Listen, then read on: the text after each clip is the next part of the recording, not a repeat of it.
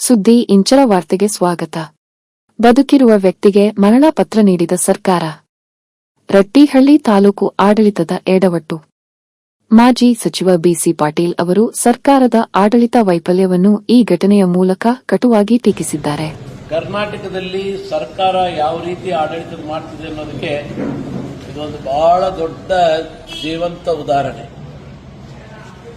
ಇವರ ಹೆಸರು ಮೋಪನಗೌಡ ಗುಬ್ಬಿ, ಸಿರಗಂಬಿ ಗ್ರಾಮದವರು, ರಟ್ಟಿಹಳ್ಳಿ ತಾಲೂಕು. ಇವರು ಅವರ ಶ್ರೀಮತಿಯವರು ತೀರ್ಕೊಂಡಿದ್ರು ಅಂತ ಹೇಳಿ ಅವರ ಮರಣ ದಾಖಲೆ ಕೊಡಬೇಕು ಅಂತ ಒಂದು ಪತ್ರವನ್ನ ತಹಸೀಲ್ದಾರ್ ಕಚೇರಿ ಕೊಡ್ತಾರೆ.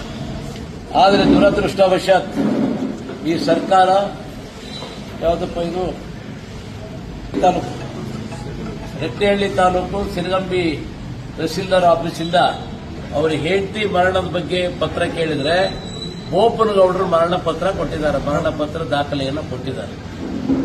ಇದು ಎಂಥ ದುರ್ದೈವ. ಅವರ ಹೆಂಡತಿ ಮರಣ ಪತ್ರವನ್ನ ಕೇಳಿದ್ರೆ ಗಂಡ ಯಾರು ಕೇಳಿದರೆ ಅವರಿಗೆ ಅವ್ರ ಮರಣದ ಪತ್ರವನ್ನು ಕೊಟ್ಟಂತ ಹೇಯ ಕೃತ್ಯ, ನಾಚಿಕೆಗೇಡಿನ ಸಂಗತಿ ಈ ಸರ್ಕಾರದಲ್ಲಿ ಆಗಿದೆ.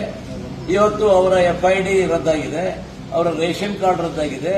ಇದೆಲ್ಲದಕ್ಕಿಂತ ಹೆಚ್ಚಾಗಿ ಬದುಕಿದ್ದಂತ ಮನುಷ್ಯನನ್ನ ಸಾಯಿಸಿದಂತ ತಾಲೂಕು ಕಚೇರಿಯ ಅಧಿಕಾರಿಗಳು ಯಾವ ರೀತಿ ಸರ್ಕಾರ ಕೆಲಸ ಮಾಡ್ತದೆ, ಸರ್ಕಾರದ ಅಧಿಕಾರಿಗಳು ಯಾವ ರೀತಿ ಕೆಲಸ ಮಾಡ್ತಾರೆ ಅನ್ನೋದಕ್ಕೆ ಇದೊಂದು ಬಹಳ ದೊಡ್ಡ ಜೀವಂತ ಉದಾಹರಣೆ. ಸರ್ಕಾರ ತಲೆ ತಗ್ಗಿಸಬೇಕು ಮತ್ತು ಈ ಅಧಿಕಾರಿಗಳ ಮೇಲೆ ಶೀಘ್ರ ಕ್ರಮಗಳನ್ನು ಕೈಗೊಂಡು ಈ ರೀತಿ ಆಗುವಂತಹ ಅನ್ಯಾಯವನ್ನು ತಡೆಗಟ್ಟಬೇಕು ಅಂತ ನಾನು ಈ ಮೂಲಕ ಸರ್ಕಾರವನ್ನು ಆಗ್ರಹಿಸ್ತೇನೆ.